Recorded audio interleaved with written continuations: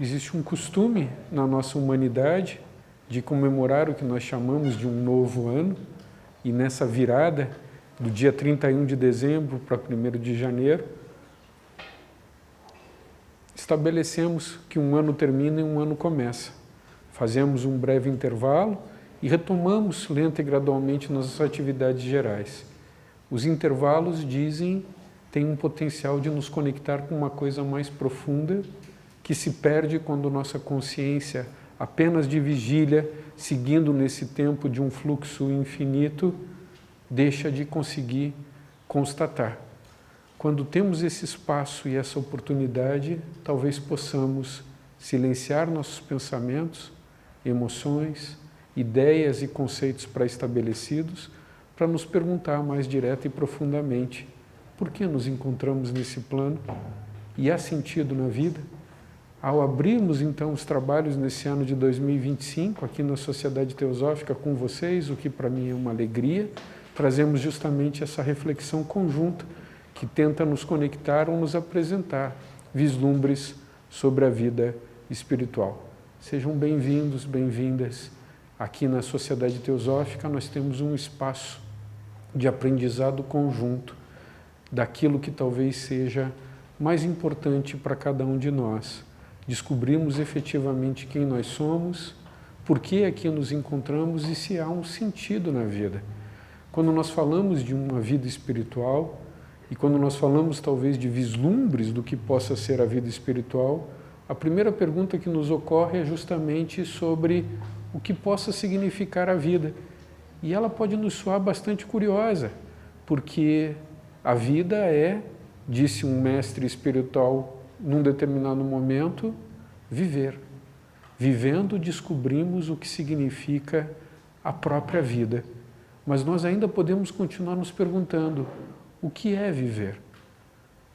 Quando nós pensamos num vocábulo grego para a palavra vida, talvez descobramos que existem duas palavras que remetem a essa ideia de algum modo geral. Todos nós, embora não sejamos versados em grego, conhecemos a primeira palavra que nos chega para aquilo que nós temos como vida. Talvez tenhamos uma lembrança dos nossos bancos de escola em que fomos chamados a estudar biologia. Quem não lembra disso, né? Então, um estudo sobre bio, ou a vida. O curioso é que os gregos tinham uma outra palavra que também indicava a ideia de vida. E essa outra palavra vem num vocábulo zoe. E eles indicam que uma coisa é a vida reprodutiva, a vida que de algum modo nos toca a todos e as outras formas de animais não racionais, numa perspectiva de sobrevivência. Tanto o humano como o animal não racional, ou não humano, depende de determinadas circunstâncias para sobreviver. Ele precisa de alimento, ele precisa de abrigo, ele precisa de bebida, ele precisa de acolhimento, ele precisa de algumas coisas. E vejam, o verbo precisa nos conecta com uma ideia de necessidade. Então nós temos necessidade de coisas para podermos sobreviver.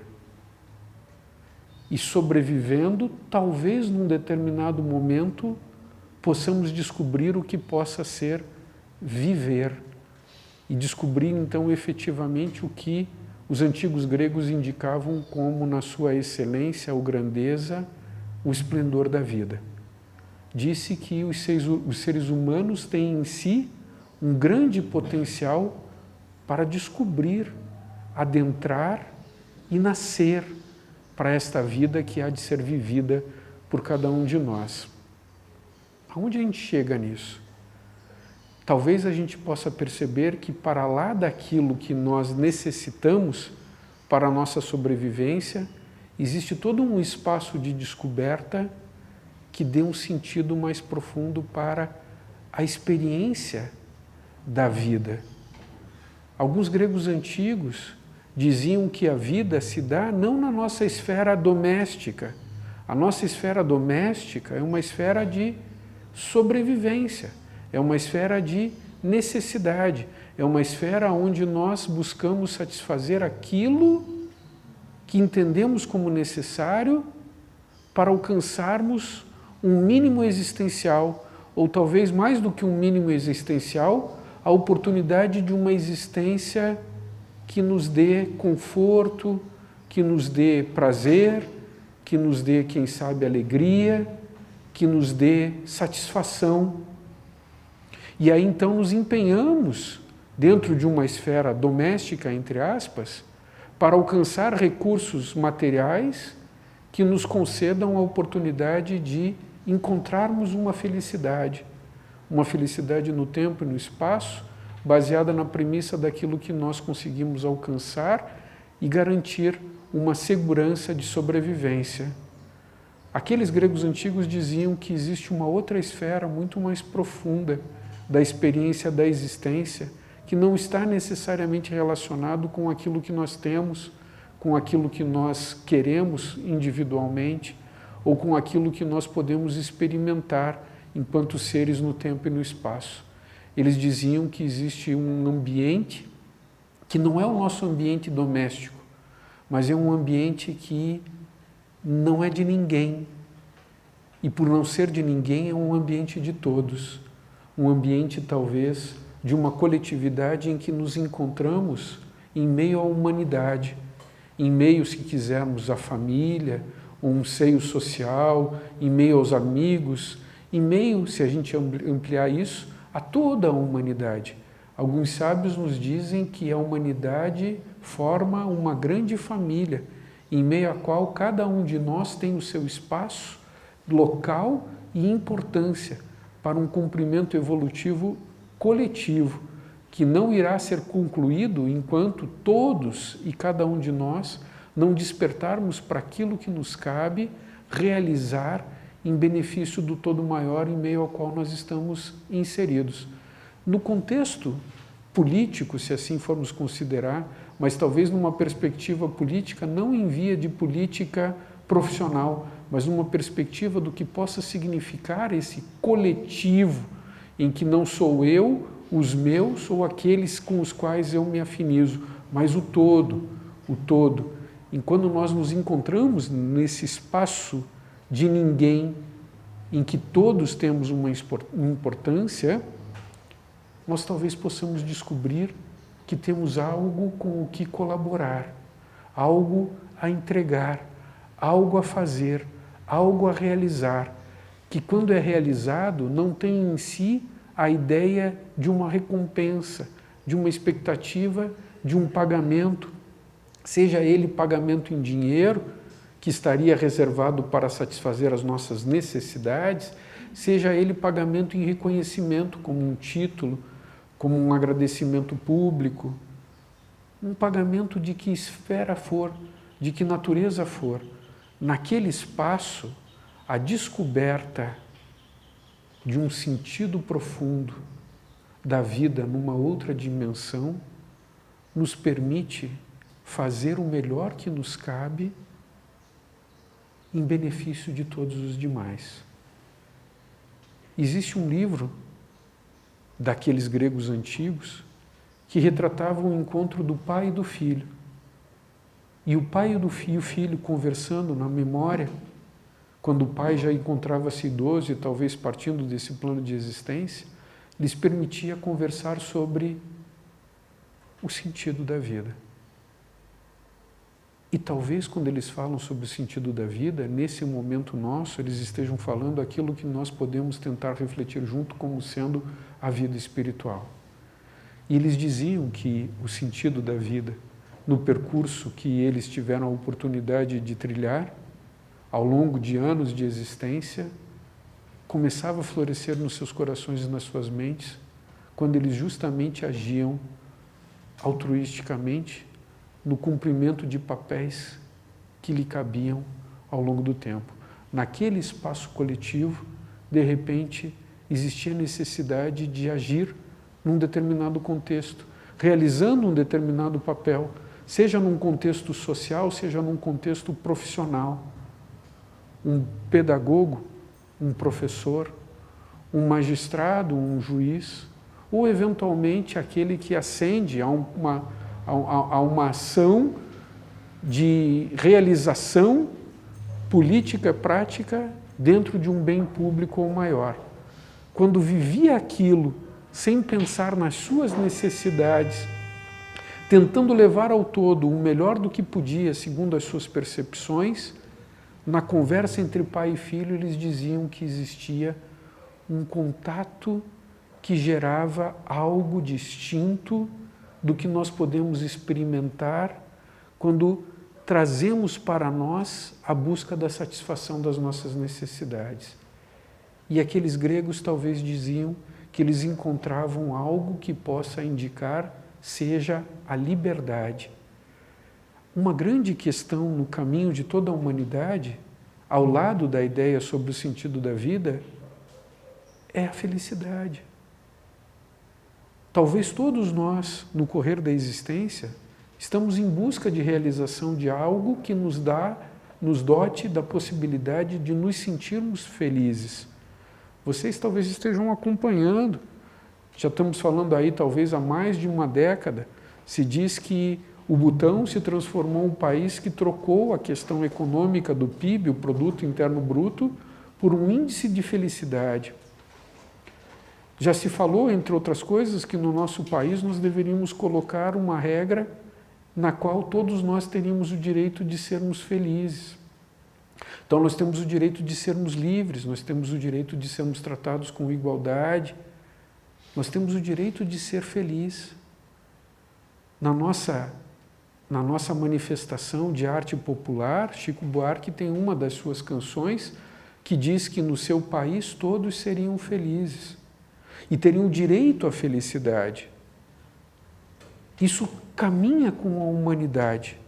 Nós buscamos a realização da felicidade, mas talvez não consigamos entender o que precisamos para ser felizes. E aí, nesse percurso filosófico de reflexão no Oriente ou no Ocidente, já se questionou muito sobre isso, dizendo que talvez para sermos felizes temos que ter coisas. Ou talvez temos que não ter coisas, porque se ter coisas significa ser desapossado daquilo que nos pertenceu, talvez ser feliz signifique não ter coisas e fazermos votos de pobreza, votos de não experimentar a existência. Se eu não experimento a existência e sou pobre, não experimento os prazeres ou as coisas que possam significar essa alegria no tempo, talvez eu não passe pelo sofrimento porque não experimentei, por isso fiz um voto de não ter. Ou eu corro desenfreadamente atrás de todas as coisas que significam ter, e nesse sentido, aquilo que era necessidade, lembram, Zoe? O nosso céu rompe sem limites. Há muitas outras coisas. Para eu ser feliz, eu preciso de um carro novo a cada ano, de uma segurança com uma conta bancária que me permita não temer os períodos de crise que surgem, uma geladeira cheia e tantas outras coisas, e mais coisas, e mais coisas, e mais coisas, e mais coisas, que talvez inevitavelmente, inexoravelmente, deixarão de estar comigo em um determinado momento. Se de um lado a minha alegria é experimentar algo que o meu paladar gosta, essa mesma alegria se transforma do prazer num sofrimento se eu passo do limite e começo a comer mais do que aquilo que eu tenho capacidade de digerir. Mas ainda assim a fome, a sede se renova e eu imagino que sou feliz voltando a ter a possibilidade de, na semana seguinte, num outro final de semana, ir novamente naquele restaurante que me agrada. E eu vou assim então experimentando a minha busca de felicidade numa vida que, se eu paro para pensar, parece estar completamente carente de sentido. De algum modo, no percurso dessas reflexões orientais, ocidentais, filosóficas, se indica que existe algo além desta alegria temporária que está associada à experiência de, na existência, expressar o ser. Que ser? colocando no mundo sem expectativa de recompensa financeira ou do que o seja, daquilo que é o nosso melhor. E aí, de algum modo, se fala que para lá do ser, ainda existe alguma coisa. Podemos romper a ideia de ter e se sentir feliz, ter e descobrir que a felicidade não está na experiência de ter as coisas, não ter e me sentir triste, descobrir que existe, para além dessa experiência de prazer e dor, para além dessa experiência de alegria e tristeza, algo além. Esse algo além não é da esfera de ser possuído, mas talvez seja da esfera de ser expressado naquilo que é, dentro de cada um de nós. E aí a gente pode talvez pensar em níveis de religião, mas não como religião convencional e talvez como religiosidade. Estamos falando sobre uma vida espiritual e vislumbres do que possa ser a vida espiritual. Talvez isso nos indique a ideia de uma via religiosa. E da religião, uma vez perguntaram para a fundadora da Sociedade Teosófica, talvez a principal fundadora externa, Helena Petrovna Blavatsky, se a teosofia é uma nova religião. E ela teria dito que não é nova, porque sempre esteve presente enquanto a humanidade num processo de autodescoberta e realização plena daquilo que é, e não é religião no sentido convencional. A humanidade, talvez por muito tempo, permaneceu aprisionada naquilo que são conceitos religiosos. E se nós formos pensar um pouco no nosso percurso ocidental, somos filhos, por circunstâncias kármicas, da realidade ocidental, a gente imagina, por excelência, uma religião cristã, o cristianismo, cujos efeitos passaram a ser determinados por aqueles que indicam o que é a expressão da religião cristã. Jesus Cristo não foi o fundador de uma religião. Jesus Cristo não é um cristão. Jesus Cristo era um reformador daquilo que era a forma daquela coletividade viver a religiosidade do seu tempo. Assim como Siddhartha Gautama não era um budista, o Buda, ele se transforma no Buda. O budismo surge a partir da sua vida e o cristianismo surge a partir da vida de Jesus, o Cristo, que como reformadores nos indicam que para além das trincheiras e aprisionamento daquilo que a humanidade faz com o que nós chamamos de religião, existe algo que pode nos conectar com o inefável através de uma religiosidade.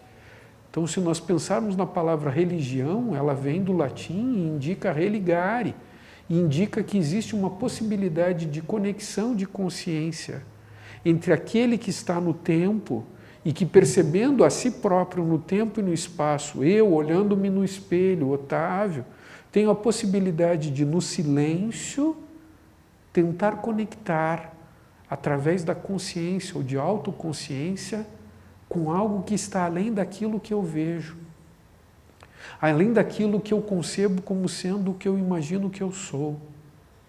Talvez com o ser, com o desconhecido, com o divino, com aquilo para além do nome, com aquilo que para além do nome talvez seja a fonte da vida e expressão máxima da possibilidade do viver, que só chega nesse plano de manifestação através de cada um de nós.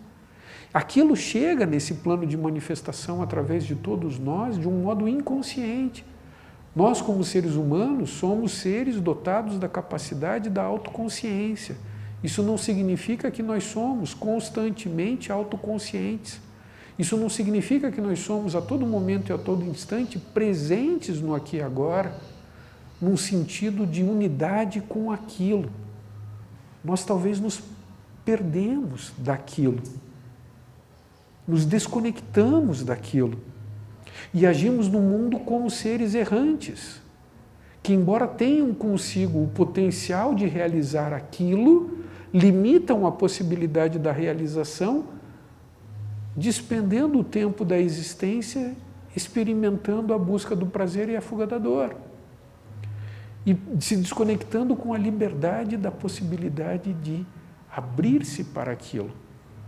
Então, quando falamos de religião, eventualmente vemos grande parte da humanidade no seu processo nascente, no seu processo de desenvolvimento, no seu processo de infância, no seu processo de desenvolvimento, adentrando talvez numa adolescência, até que possa chegar numa maturidade, num primeiro momento saindo do paraíso. Essas são as escrituras, que de algum modo nos indicam, nas diversas tradições religiosas, que existia um ponto de unidade, e que nesse ponto de unidade existe um momento em que a alma humana nascente, a partir da perspectiva de que pode cogitar por si mesma, perceber o mundo na sua multiplicidade, sai daquele ponto de unidade e cai numa dualidade. Eu e todos os outros, o meu querer e o querer de todos os demais, o bem e o mal, o certo e o errado, o verdadeiro e o falso, o humano e o divino. E as minhas escolhas. Disse que quando Adão e Eva, na tradição talvez, que vai vir naquilo que nós temos como o Antigo Testamento, que vai ser adotado também pelo cristianismo, saem do paraíso porque experimentaram o fruto do bem e do mal, eles começam a se perceber desnudos e percebem todas as coisas, deslumbrados. Eu acho que um ponto bonito e bacana, que expressa muito desse momento, também na cultura popular, está num filme que foi lançado aí também já perto de 10 anos, que era o Avatar. Existe um momento em que o Avatar está em meio à natureza, não sei se vocês viram o primeiro filme do Avatar, e que quando ele olha aquilo, ele está deslumbrado com toda a beleza da natureza, com a beleza da cachoeira, com a beleza das estrelas numa noite estrelada, com a beleza de um pôr do sol e de um nascer do sol, com a beleza das ondas no mar, do farfalhar das folhas. Aquilo tudo é o percebimento de algo que vem do inefável, mas está mostrando que nós saímos do estado de unidade. Nós saímos da casa do Pai, saímos de um estado de unidade e começamos a perceber tudo aquilo.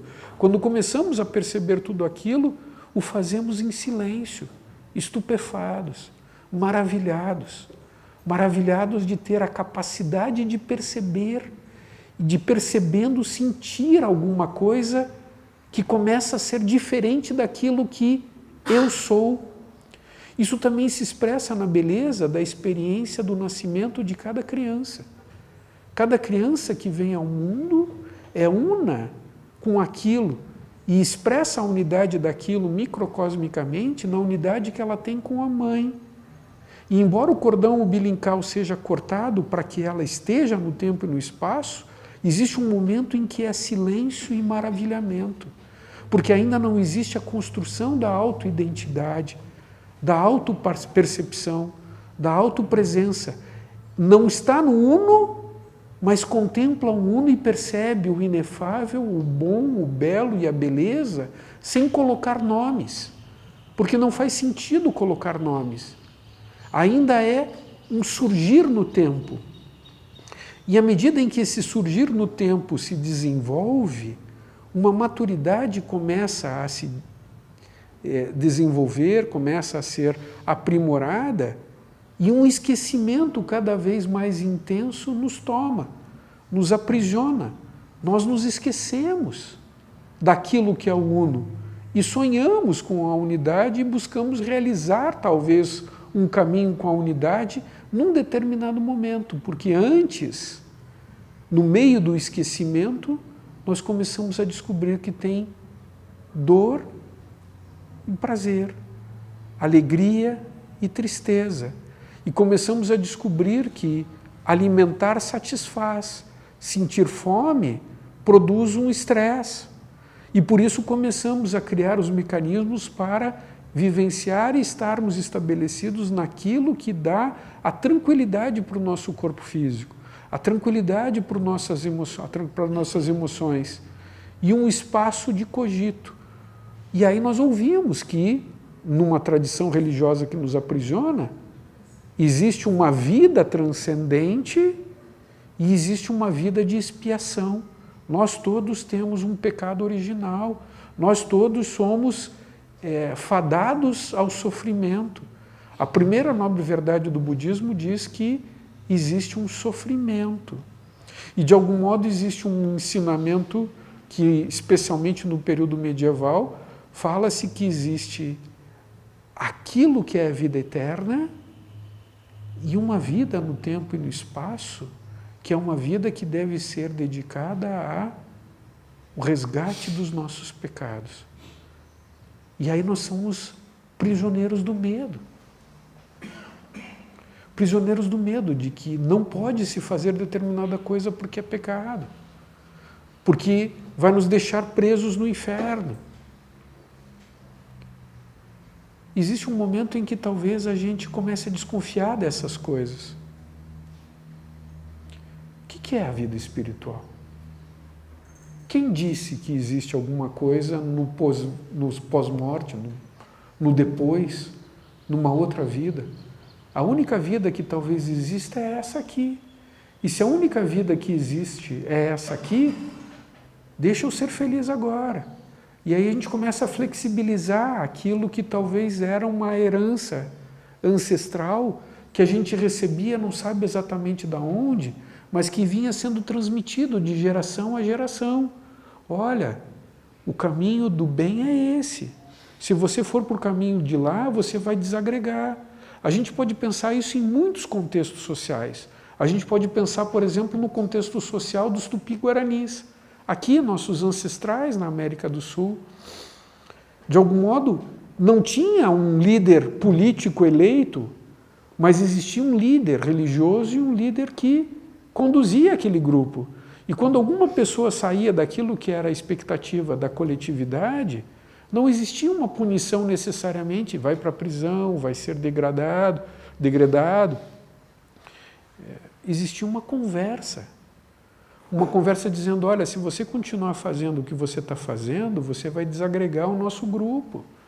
Por isso é melhor que você retorne a fazer aquilo que os nossos avós faziam, que os avós dos nossos avós faziam, e que todas as outras, em gerações de gerações de gerações, sempre fizeram. Por que você está fazendo uma outra coisa? Você vai desagregar. E aquilo que talvez num determinado momento fazia sentido, em outros começa a ser apenas transmissão de moral. O que tinha talvez um fundo espiritual de verdade, passa a sair daquilo como fundo de verdade transmitido e se transforma naquilo que é um aspecto moral que sustenta a sociedade, garantindo que determinadas práticas sejam aceitas, outras sejam execráveis e que eventualmente vá tendo um tipo de contenção social. E a gente vai vivendo aquilo, até que a gente começa a olhar e se perguntar por quê, qual é a lógica disso tudo? E eventualmente começa a andar por outros caminhos, e começa a andar por nós mesmos. Isso faz parte de um processo de evolução individual e coletivo da humanidade. Tenho para mim que a humanidade tem um momento chave, extremamente importante. Se a gente olha numa perspectiva aqui de uma tradição da qual, de algum modo, nós acabamos sendo receptores, quando aquela perspectiva de um domínio religioso mais intenso arrefece e uma ideia muito profunda de que tudo é pecado e nada é permitido começa a ser deixada de lado. Isso não significa que a humanidade, aos olhos externos, melhora. De algum modo, a evolução sempre segue em frente. Só que esse descontrole, talvez, daquilo que era muito oprimido em contextos religiosos, se a gente usar uma analogia com uma mola, vejam, existe uma energia que está sendo represada, e essa energia está sendo mantida aqui segura. Quando a gente tira aquilo vai explodir para cima. Parece que a gente vai caminhando para um outro lado. E o que era um lado, talvez, de crença muito cega, estabelecida no medo, gera um momento de uma experiência em largas linhas da humanidade de um ceticismo generalizado e de um apartar com aquilo que é sagrado, a sacralidade ou a própria religiosidade. Então, de um lado, a gente tem pessoas que seguem crenças estabelecidas em determinadas premissas que não são necessariamente refletidas. Por quê? por que chegaram aonde chegaram e por que são assim, e pessoas talvez completamente descomprometidas com qualquer coisa. Se a gente for pensar na humanidade como um todo e imagina a palavra karma e imagina Oriente e Ocidente, talvez naquilo que é Oriente, os indianos, a gente escute ideias no sentido, é meu karma, eu não tenho o que fazer, eu tenho apenas que aceitar, porque as coisas são assim, e se elas são assim e chegaram assim para mim, a única coisa que me cabe fazer é aceitar e viver a experiência da vida sob o peso desta mão de um karma intenso. Por outro lado, se a gente imagina aqui um Ocidente que rompe com a sacralidade ou com o contato com o desconhecido, a ideia de karma pode ser no sentido de que talvez ela não seja tão lógica. Talvez ela não seja tão lógica. O que é isso? A única vida que existe é essa, eu quero ser feliz e eu vou vivendo as coisas à medida em que a vida me dá oportunidade para viver. Eu não vou ter medo de um inferno ou de um efeito do karma. A minha possibilidade de ser feliz é agora, aqui. E se as oportunidades se abrem, eu vou experimentar e viver, porque afinal de contas é isso. De algum modo se diz que nós estamos aprendendo com os orientais e os orientais estão aprendendo conosco. E no meio desse caminho entre crer sem refletir e romper com aquilo que talvez seja sagrado, existe um espaço de silêncio. Nesse espaço de silêncio, a gente não está falando de religião convencional. A gente não está falando de cristianismo, de budismo, de hinduísmo, de espiritismo, de qualquer religião que seja. Talvez exista um fundo comum em todas essas grandes tradições religiosas, um fundo comum de verdade, que passam a ser, de algum modo, adaptados segundo as circunstâncias do viver em determinadas premissas ou práticas religiosas. Mas existe um pano de fundo, ou uma base de verdade em todas as tradições religiosas que indicam que existe um ensinamento espiritual a ser descoberto por cada um de nós. E esse ensinamento espiritual, saibamos ou não, é algo que marca a busca de todo ser humano. Todo ser humano. Todo ser humano. Essa busca pode ser traduzida na busca do sentido da vida, essa busca pode ser traduzida na busca da compreensão de quem nós somos, essa busca pode ser traduzida numa busca que nos indica por que nós estamos aqui. Quando nós falamos do porquê, nós estamos falando talvez de um passado. Quando nós falamos de um sentido da vida, nós estamos falando numa abertura para um constante futuro no presente ativo de agora. E quando nós falamos de quem nós somos, nós estamos talvez perguntando como? Como pode a alma ser aquilo que é o pulso do uno, se encontrar no meio do múltiplo? Porque esse é um momento de maturidade para todos nós. Então nós buscamos a nossa origem, às cegas, inconscientemente, mas temos um potencial de autoconsciência. E talvez dentro do potencial de autoconsciência, quando ele passa a ser efetivamente exercido, nós temos a possibilidade de descobrir a presença divina aqui agora. Dentro de cada um de nós e de todos os demais. Ainda que ela não seja manifesta numa forma de expressão autoconsciente. Ela pode estar dormitando, mas é vida. É vida que faz o olho brilhar, que faz a alma acender, cuja possibilidade de brilho e de acender se dá quando nós de algum modo nos encontramos e temos a possibilidade de juntos refletirmos sobre aquilo que é o divino. Eu estava falando com a Dharana esses dias sobre uma passagem nos Salmos, no Antigo Testamento, em que se diz: silenciai-vos, eu sou Deus. Silenciai, eu sou Deus. Que Deus é esse? Será que Ele está fora de nós? Ou será que Ele pode ser encontrado nesse silêncio que volta a nos reconectar religiosamente, iogicamente, com aquilo, que dá um sentido que vira quase um pleonasmo nós falarmos de uma vida espiritual. Porque toda vida é espiritual. Falar de vida espiritual seria talvez falar de vida viva, ou de uma espiritualidade engajada, de uma espiritualidade ativa, de uma espiritualidade viva, que tenta nos chamar a partir daquela nossa bússola de busca interna, o tempo todo, dizendo: acorda, acorda, acorda, acorda, tem algo a mais, tem algo a mais, tem algo a mais a ser descoberto e realizado, precisa ser colocado no mundo. Não é que precisa, porque quando a gente usa a palavra precisa, ela pode ter até uma dupla conotação. Vamos pensar no verbo precisar.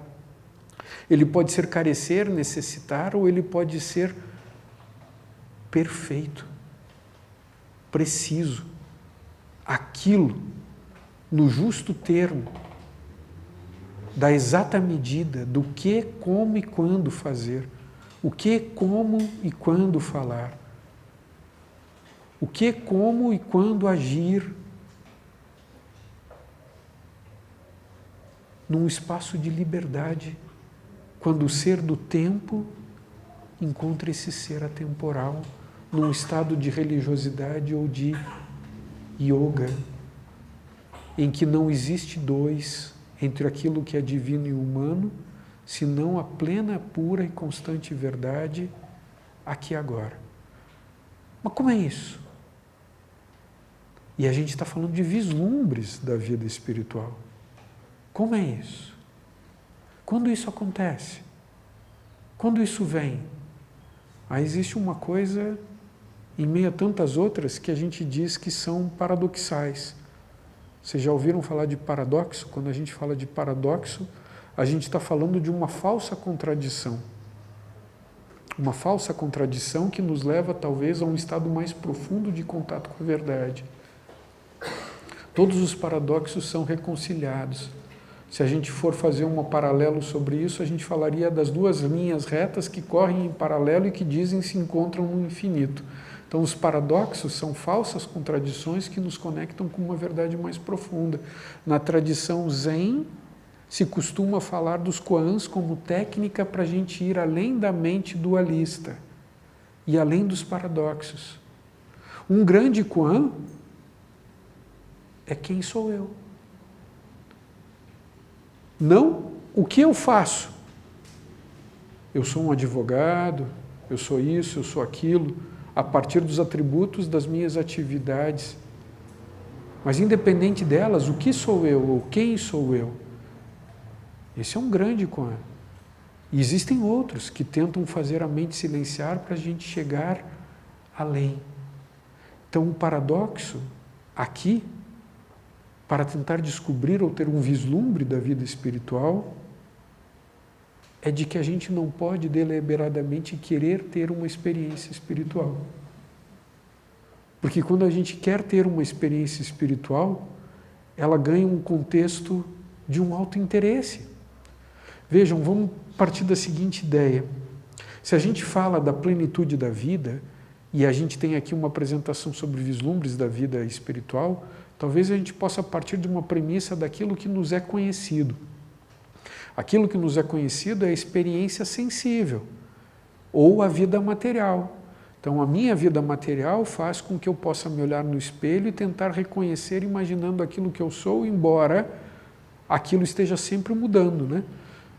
A gente percebe a mudança mais quando a gente vê as fotos, né? Se a gente for olhar foto de 5 anos, de 10 anos, de 20 anos, a gente percebe mais claramente que aquilo está em constante mutação.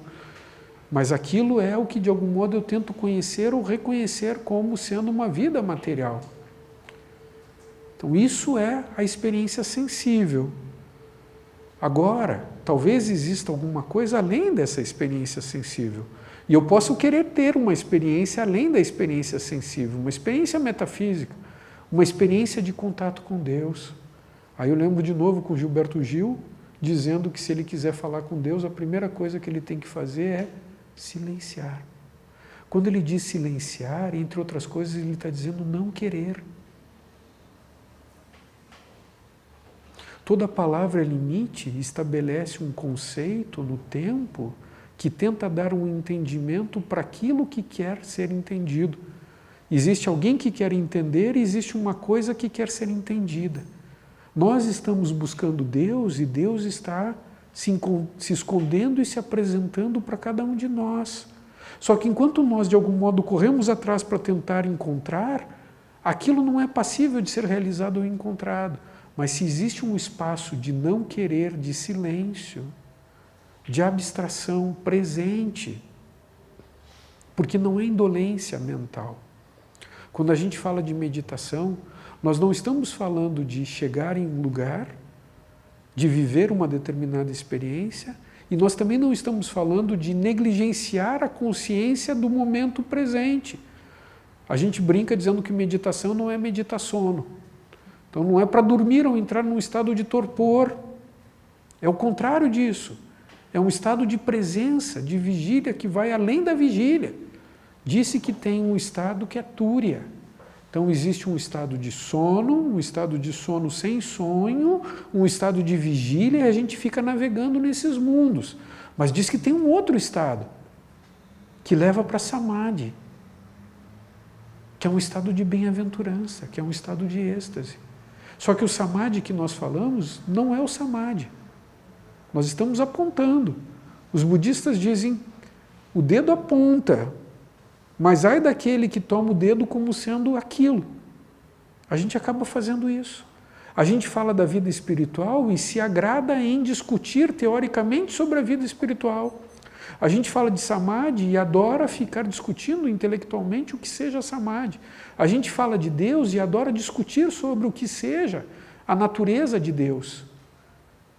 Mas talvez exista uma outra coisa que precisa ser feita se a gente quiser ir além daquilo que é o espaço de busca e de ser buscado, que é um estado, dizem os místicos e sábios, de fusão, de morte,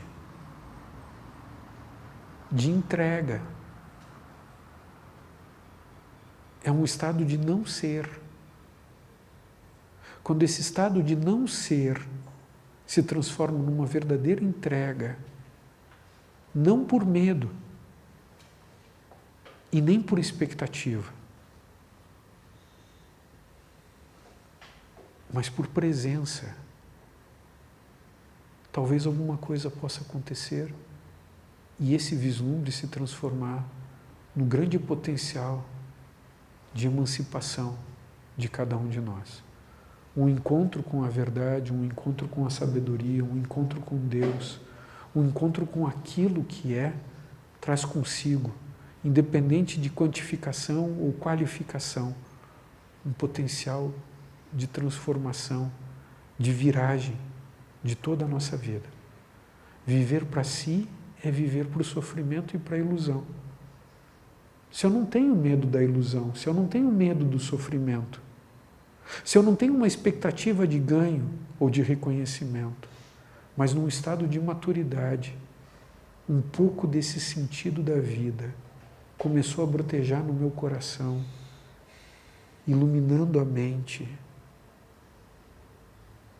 talvez se descubra que o sentido maior da vida no serviço, amoroso, gentil, altruísta, em benefício de todos os seres, porque na verdade é em benefício do divino que se expressa através de todos os seres, nós adentraremos num estado de consciência que não se transmite assim. Não é numa palestra, não é num livro, não é através do outro. Nós podemos nos inspirar como Kempis, não é isso? Falando da imitação de Cristo, se inspira na vida de Jesus o Cristo. Nós podemos nos inspirar como Ananda, o discípulo amado de Buda, fez. Ananda, seguindo Buda, começou a ler tudo, registrar todos os ensinamentos. Ele era um discípulo amado, como Jesus tinha nos seus discípulos também o discípulo amado. Tem algo além de simplesmente registrar. Vive isso. se entrega para isso.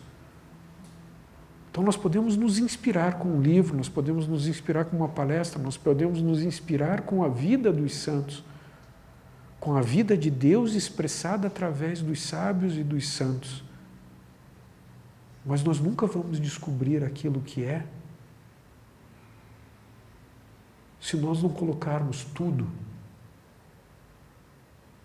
o nosso ser, toda a nossa experiência em conexão com aquilo.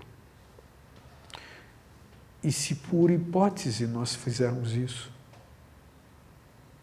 talvez a gente tenha realizações que no mundo sensível não são nem percebidas pelos outros. Porque elas não são necessariamente para serem expressadas ou percebidas. Mas elas mostram um estado de bem-aventurança ou de ananda que só vivendo.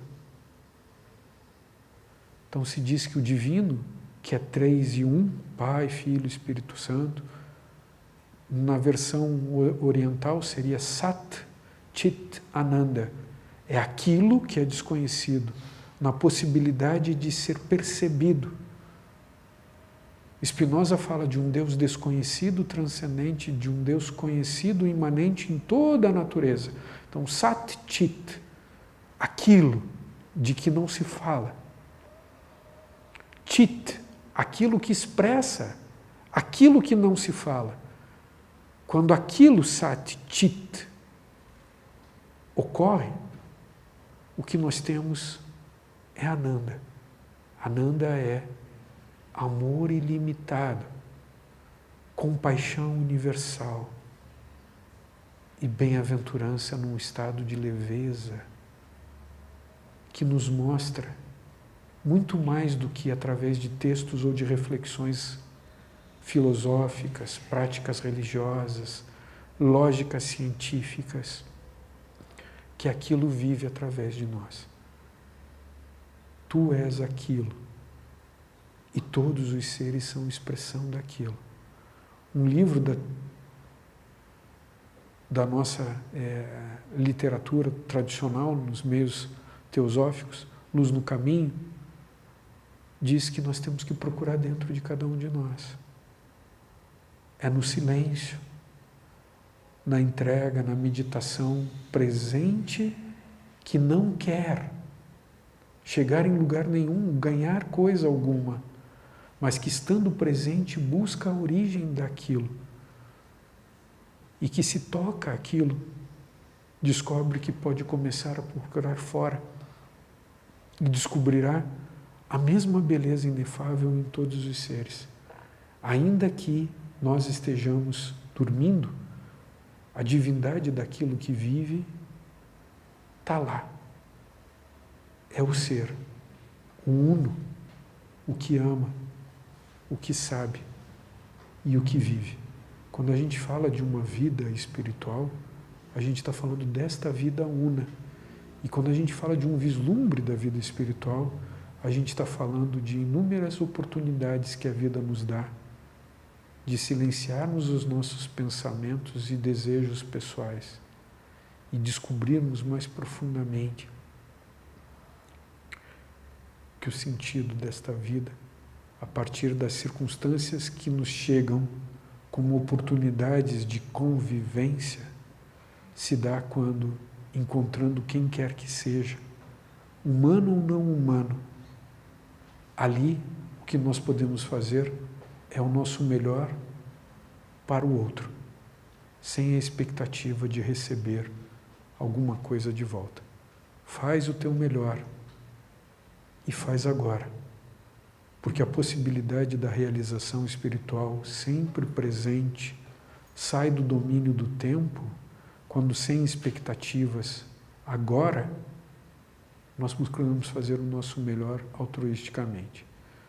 Existe uma passagem inspiradora, que talvez seja uma grande chave para os vislumbres da vida espiritual, que a gente encontra em Voz do Silêncio. Curioso o título, né? Essa voz está falando com a gente agora. A gente talvez não está conseguindo ouvir. Ela está falando com a gente o tempo todo. A gente talvez esteja com a nossa consciência em outro lugar, mas ela está falando com a gente o tempo todo. E ela, de algum modo, pode trazer, entre outras, a seguinte lição. Para alcançar o nirvana, ou esse estado de liberdade, é preciso o autoconhecimento. É preciso descobrir aquilo que nós somos, mergulhar dentro de nós, encontrar a origem. O que sou eu? Não porque disseram, não porque é lógico, mas porque realmente a gente encontrou. E ele dá um passo seguinte, nos dizendo em termos práticos o que fazer. Então, para alcançar o nirvana é necessário o autoconhecimento. E ele diz o seguinte na sequência: o autoconhecimento, que é conhecer a si mesmo, é filho de ações amorosas. Quer conhecer a si mesmo? Esteja no mundo, agindo amorosa e altruisticamente. Quando a gente fizer isso não como conceito, e de novo, não é porque a gente quer ganhar algo ou chegar em algum lugar. Não é porque a gente tem medo, mas porque descobriu que é possível. É possível. Talvez a gente descubra algo que ninguém tem como descobrir por nós. Isso talvez seja a maior das revoluções. Isso tem a ver com transformação espiritual. Isso tem a ver simbolicamente com morte. Mas a morte também tem a ver com renascer. A morte tem a ver com viver. Disse que a gente vive para aprender a morrer. Porque tudo aquilo que deu sentido para a nossa vida vai embora. Uma vez, estavam conversando com Krishnamurti e as pessoas diziam que tinham medo da morte. Ele perguntou, mas você tem medo do quê? Aí a pessoa disse, eu tenho medo do desconhecido, eu não sei o que vai acontecer. Aí ele disse, não faz sentido ter medo do desconhecido, o desconhecido vai ser neutro. Não faz sentido. Você tem medo do conhecido. E a gente pode aprofundar isso e talvez perceber que a gente tem medo de perder aquilo que a gente acha que tem. O medo da morte é o medo de ser desapossado. E isso é inevitável. Cedo ou tarde.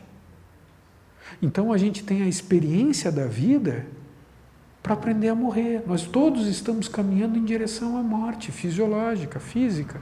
É inevitável. A gente sabe, não gosta de falar disso, às vezes bate na madeira para não atrair.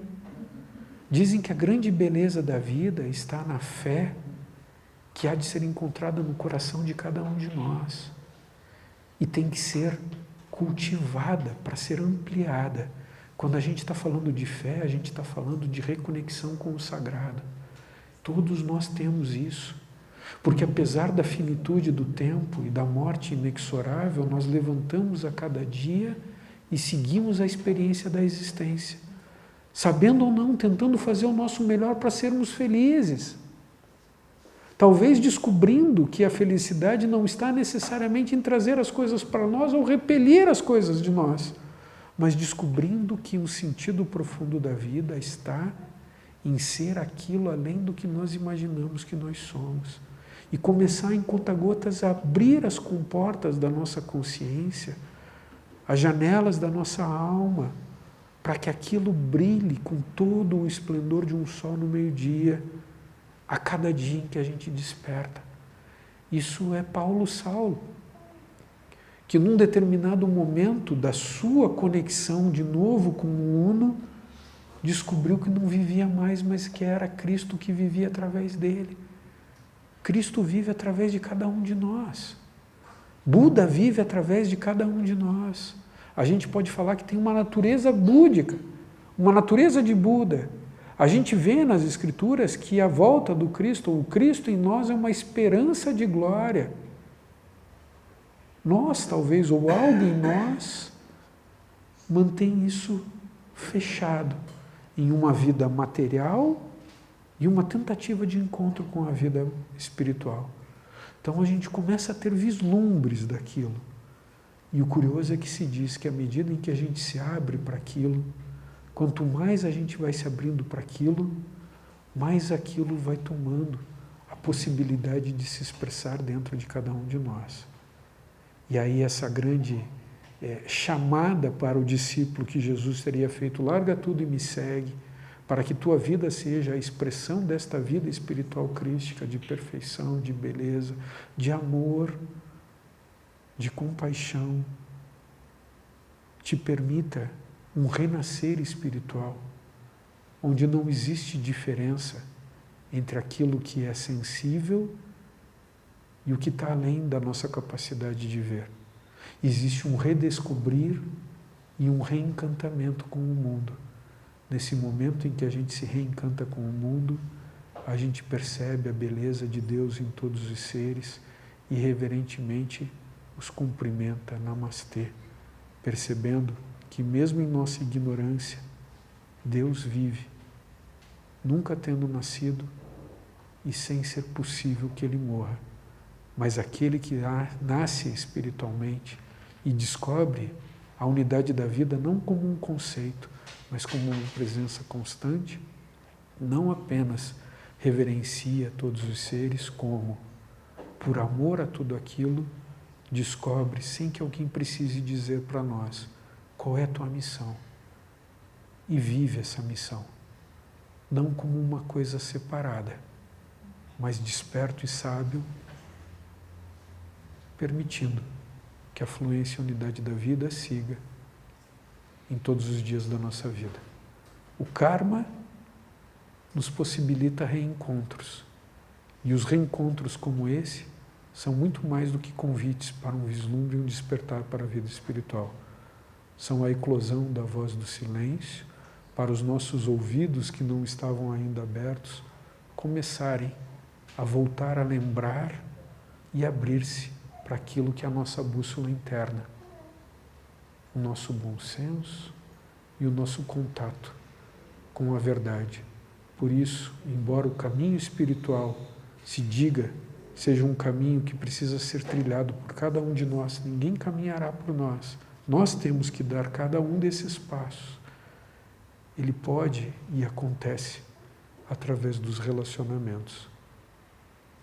Podemos ser gratos àqueles que aparentemente nos trazem dificuldades, àqueles que aparentemente nos trazem flores, mas, sobretudo, podemos ser gratos a todos os seres por serem a expressão do divino que nos chamam para um novo despertar.